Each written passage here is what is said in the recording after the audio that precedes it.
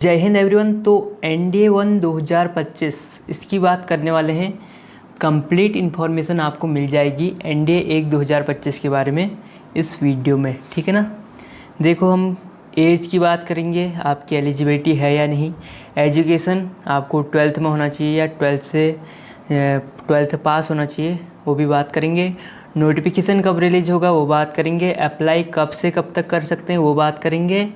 Exam कब है sir, exam की डेट वो पता करेंगे। और रिटर्न रिज़ल्ट कब आता है, SSB की डेट कब होंगी। मेडिकल सर, मेडिकल कब होगा और फाइनल मेरिट लिस्ट कब होगी। और सर हमारी लास्ट में जॉइनिंग कब होगी, सारी बात करेंगे। और इसके बाद बात करेंगे कि कितनी कंपटीशन कितना है सर एग्ज़ाम में और कितनी वैकेंसी आती है, ठीक है। तो सारी डिटेल में इस वीडियो में आपको बताने वाला हूँ NDA 1 2025 के बारे में, ठीक है। तो सबसे पहले बात करते हैं एज की सर। तो आपकी एज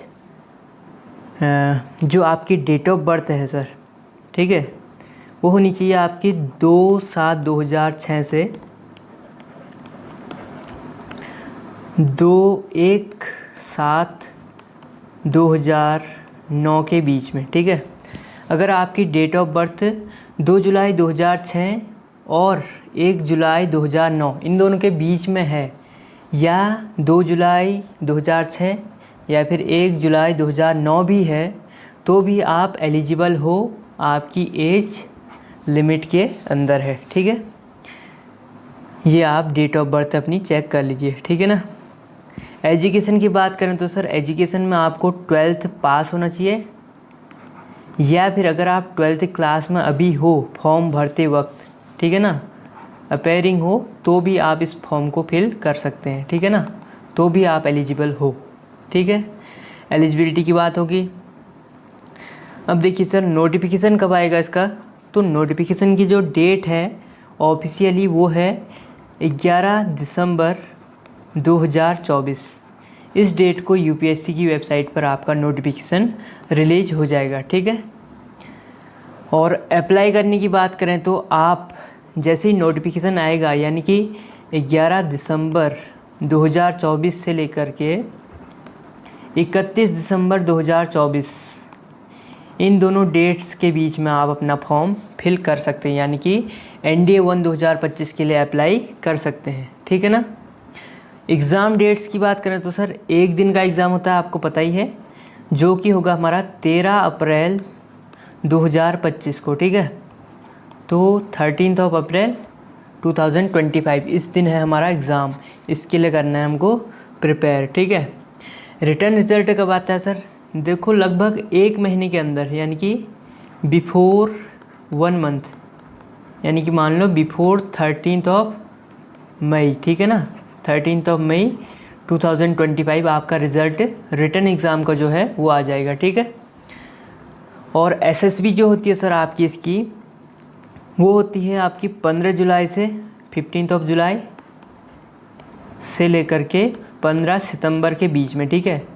आपको इन दोनों के बीच में कोई भी डेट मिल जाएगी, आप सिलेक्ट करेंगे इन दोनों के बीच की डेट्स को। आपको नेवी में NSB जाना है, SSB जाना है, या एयरफोर्स की AFSB जाना है, उस हिसाब से आपकी डेट सिलेक्ट आपको करनी होंगी जॉइन इंडियन आर्मी की वेबसाइट से, ठीक है। तो SSB आपकी जुलाई, अगस्त, सितंबर इन 3 महीनों के बीच में हो जाएगी।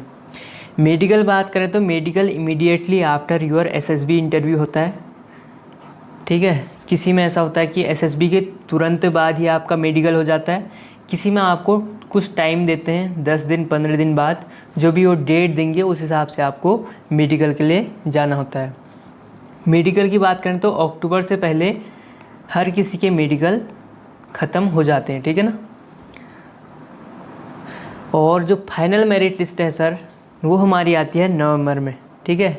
इन the month of November we will be having our final merit list of NDA 1 2025, ठीक है, नवंबर 2025 में। और जो आपकी जॉइनिंग होगी सर वो होगी 2 जनवरी 2026 को, ठीक है ना। 2 जनवरी 2026 को आप ज्वाइन करेंगे नेशनल डिफेंस एकेडमी। अगर आप ये सारे पड़ाव, ये सारे स्टेज को पार कर लेते हैं तो, ठीक है।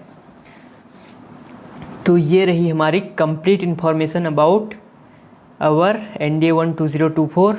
तो मैंने आपको स्टेप 1 से लेकर स्टेप 10 तक, यानी कि जो एज लिमिट थी वहाँ से लेकर के जॉइनिंग तक पूरे 10 स्टेप बता दिए हैं इसके। तो इन सारे स्टेप्स में स्टडी कैडेट, ठीक है ना, ये चैनल आपकी हेल्प करने वाला है। टेलीग्राम पर भी अवेलेबल है स्टडी कैडेट चैनल, और यूट्यूब पर भी अवेलेबल है, ठीक है ना। तो मैं आपकी हेल्प करते रहूँगा, ठीक है ना। कोई भी डाउट हो तो आप कमेंट में पूछ सकते हैं, वहाँ पर आपको रिप्लाई मिल जाएगा, या फिर मैं सेपरेट वीडियो बना लूँगा अगर ज़्यादा लोगों का डाउट होगा तो, ठीक है। प्रिपरेशन का रूल्स देख लीजिए सर। अच्छा, प्रिपरेशन से पहले मैं आपको कंपटीशन के बारे में थोड़ा बता दूं कि कंपटीशन कितना है। कंपटीशन कितना है NDA के एग्ज़ाम में। देखो, जो कैंडिडेट्स अपेयर करते हैं एग्ज़ाम में वो होते हैं अप्रॉक्सीमेटली 5 लाख, ठीक है ना। 5 लाख स्टूडेंट्स इस एग्ज़ाम को देते हैं NDA एग्ज़ाम को। लेकिन जो वैकेंसी होती हैं वो होती हैं 400, ठीक है ना। तो 400 सीट्स के लिए हमारी ये वैकेंसी है, और 400 सीट्स के लिए लगभग 5 लाख कैंडिडेट्स लड़ते हैं या एग्ज़ाम देते हैं, ठीक है ना।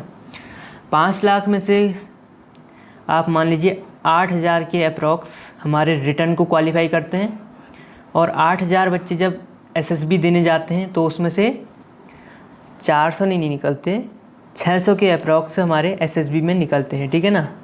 इसमें से मेडिकल सब मिला के लास्ट में फाइनल मेरिट लिस्ट में जो हमारे 500 के अप्रॉक्स हमको देखने को मिलते हैं कैंडिडेट्स, और उनमें से 400 जो होते हैं वो हमारे जाते हैं एकेडमी, ठीक है। तो इतनी प्रोसेस है NDA को ज्वाइन करने की, ठीक है।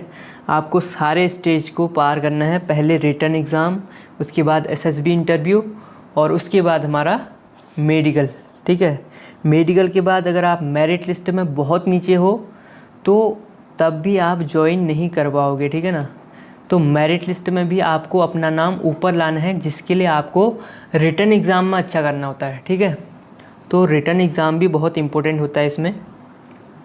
कंपटीशन आपने देख लिया कि कितना तगड़ा है। आप मान लीजिए कि 0.1%, ठीक है ना, ये कंपटीशन है। टॉप का जो 0.1% है ना, वो सिलेक्ट हो रहा है इस एग्ज़ाम में, ठीक है। तो अपने को ऐसा बनाना है। प्रिपरेशन का सीधा सा रूल है, जितने भी स्टेज हैं आपके प्रिपरेशन का ही रूल है। P5 रूल कहता हूँ मैं इसको। P5 रूल क्या है सर? P5 का मतलब है proper preparation prevents poor performance, ठीक है ना। तो इस P5 रूल को हमेशा याद रखना, किसी भी स्टेज में हो आप, ठीक है ना। Proper preparation prevents poor performance. चाहे आप रिटन एग्ज़ाम कह लो, चाहे आप SSB कह लो, चाहे आप मेडिकल कह लो, कोई भी चीज़ हो, अगर प्रॉपर प्रिपरेशन है ना तो आपका जो परफॉर्मेंस है वो अच्छा ही होगा, ठीक है ना। तो प्रिपरेशन हमारी की रोल है इस पूरे NDA के एग्ज़ाम में, ठीक है। तो प्रिपरेशन पे ध्यान देना है।